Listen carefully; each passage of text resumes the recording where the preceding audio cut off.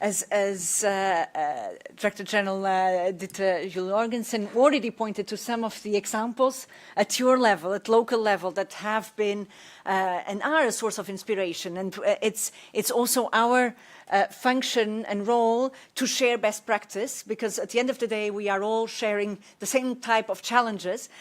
So it's a great opportunity to bring you all together here and look at such practices that have been put into place during very, very difficult times.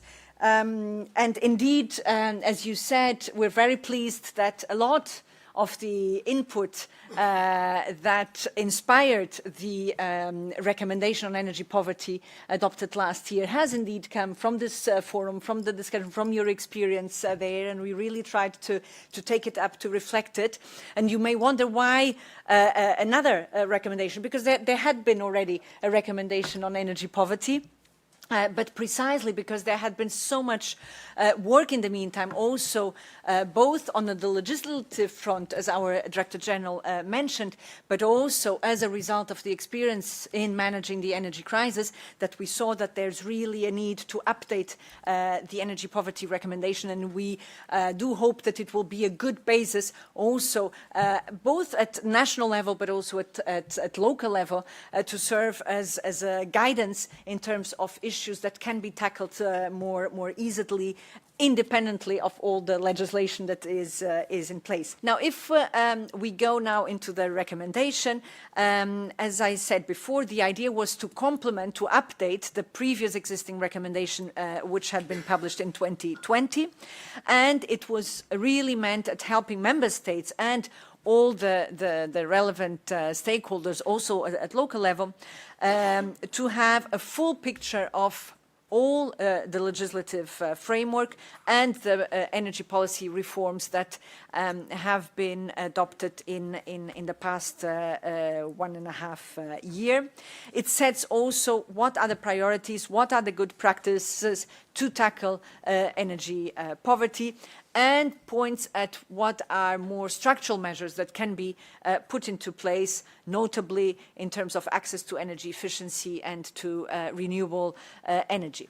And we can continue. Now, we start with the definition of energy poverty. And there the good news is that we really managed to do progress, because one of the big difficulties in this discussion, and I've been now in the area of energy for quite some years, and I remember every time we would bring up the issue of energy poverty, we would be told, yes, but there's no harmonized definition.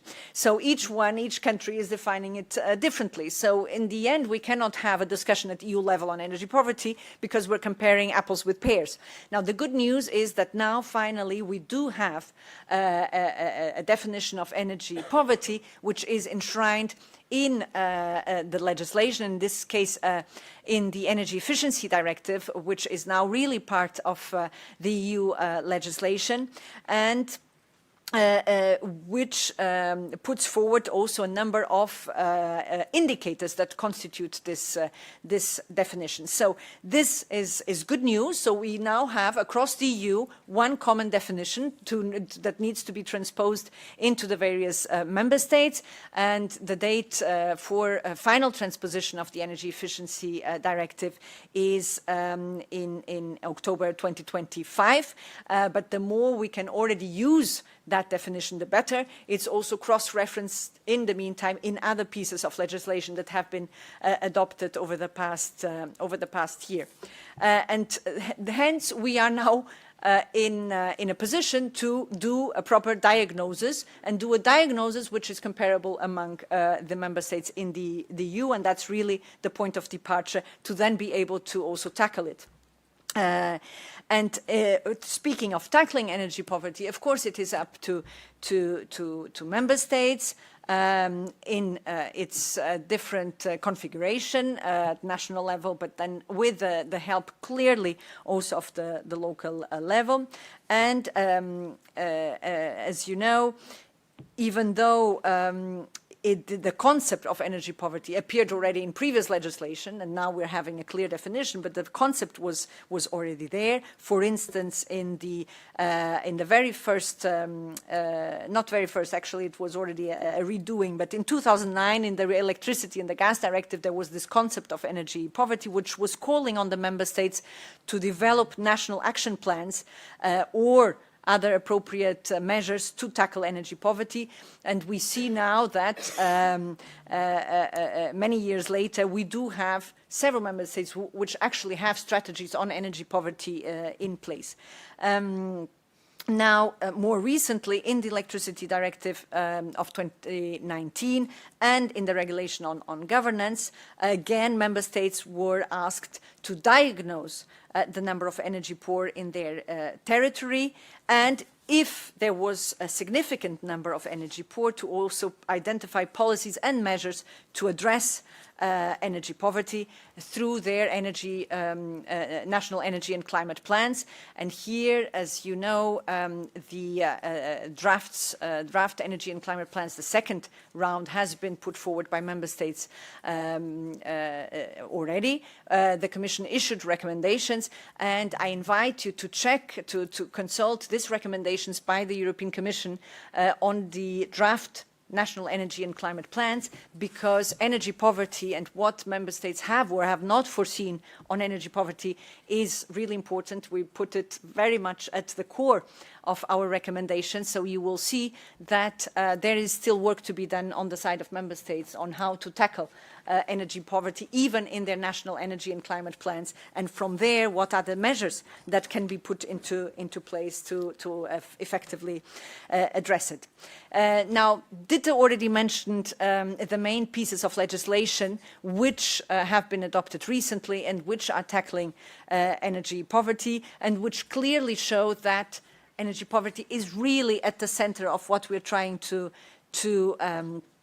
solve, that it's a main concern, and therefore you can find relevant provisions in different pieces of legislation, from the Energy Efficiency Directive, as said, for instance, with the definition, to the EPBD, and it was good that MEP Corrao elaborated on that.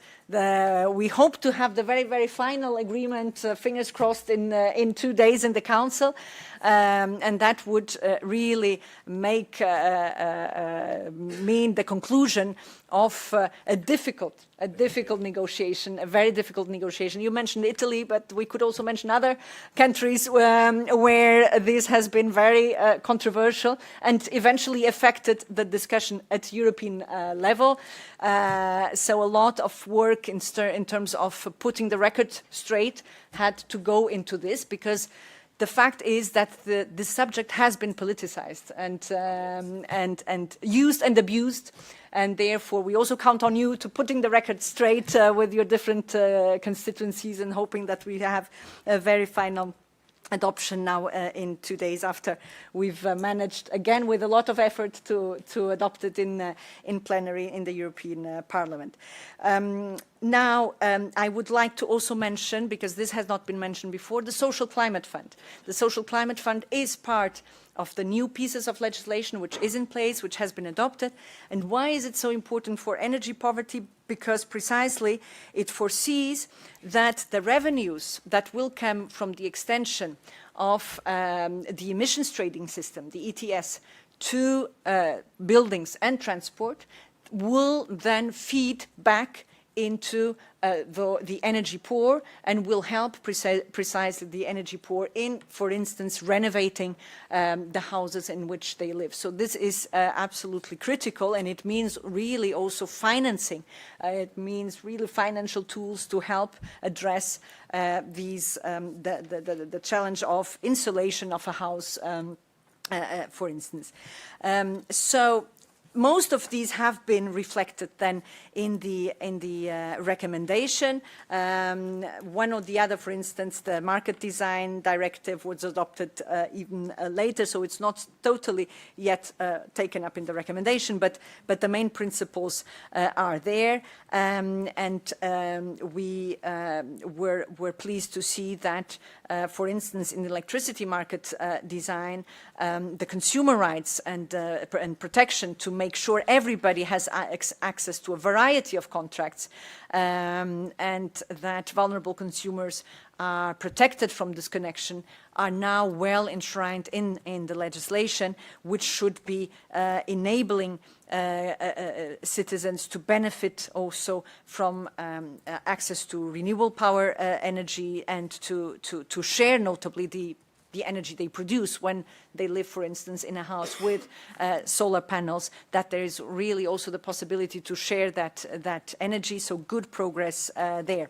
On the gas reform that has also been mentioned here, there also we have new consumer protection provisions which mirror the protection provisions that we had already in the electricity area, and that was the concern from the beginning, that we do have, to the extent that it is comparable, that we have the same type of rights for consumers, both in the electricity and in the gas field.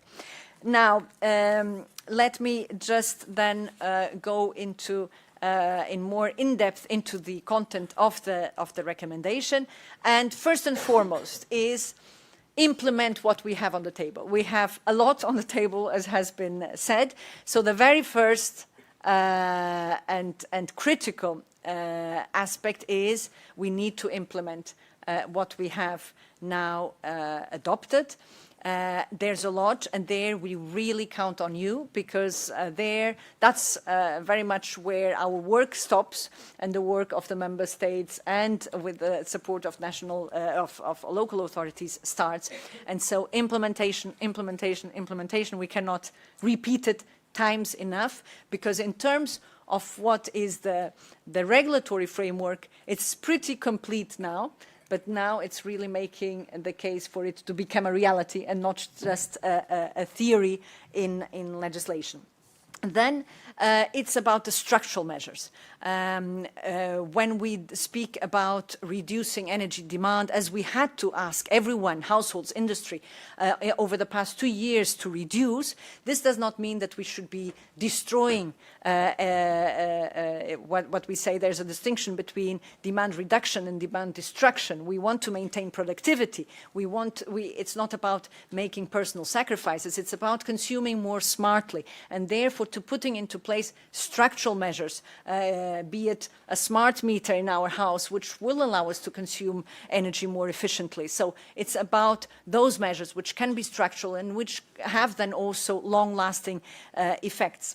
It's also about the governance. And here again, you and this group play a very important role, because if we want to tackle energy poverty, we cannot believe that this will only be done with the help of some colleagues in the ministry responsible for social affairs in each member state, or in a unit responsible in the energy ministry for a just transition and energy poverty. It has to be across the board. And therefore, and we have the tools again, for instance, through the governance regulation, to encourage everyone to work together. I mentioned the national energy and climate plans. Knock at the door of your colleagues who are dealing with the national energy and climate plans. If you have contributions to make from your experience in terms of the energy poverty, so that this can then be aggregated in the national energy and climate plan. So essential to work across the borders and by the across the departments. By the way, it's also the challenge we have in the Commission and with the institutions. So it's also a call to us to really make sure that this is mainstreamed across our work on energy and beyond. And then it's about trust, it's about engagement, it's about communication, because again, we may have the best rules, but if there's not awareness about it, then they are simply not picked up and really produce no results. So here again, all efforts that go into spreading the news about rights is extremely important. If we proceed, then we go into further elements of the recommendation. Energy efficiency, obviously, is a key one. Because it's about, for instance, and this again has been picked up in the Performance of Buildings Directive, accelerating the renovation of buildings, of existing buildings, starting, if we cannot do it for all, starting with the worst performing buildings. And we know that typically in the worst performing buildings also live those who have least means.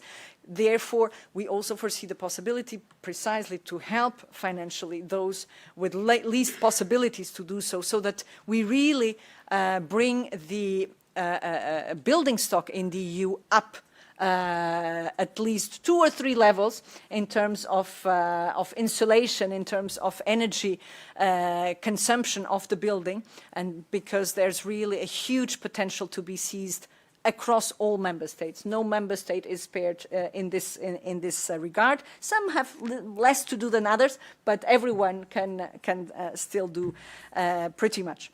Then, in terms of the access to the renewable energy sources, one key aspect is energy sharing that I mentioned before, and that was introduced in the electricity market reform, and which should allow notably vulnerable consumers and energy poor to access more renewable energy sources when it's fully implemented. Not to be underestimated, and we don't necessarily always immediately think of it, but it's really the skills, because we also need to ensure that people in the administrations at the various levels do have also the training to identify, to work with energy-poor households. This has also been shown during the crisis. One of the difficulties was precisely to target energy-poor.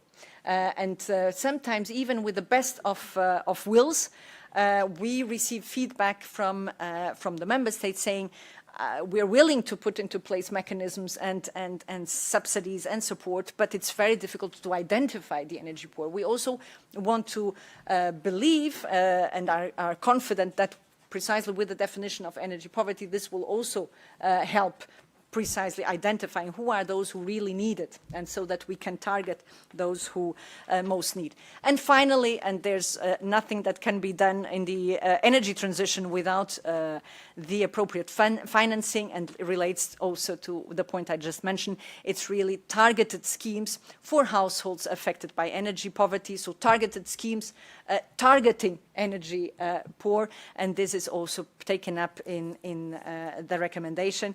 And with this, I hope that you will read it. It's interesting reading, and by the way, not just the recommendation, but I learned a lot from the colleagues who prepared it on the document which is accompanying the recommendation, which has a lot of explanations, of examples from all of the countries you're representing, and it's really very informative in terms of the situation overall and what can be done about it.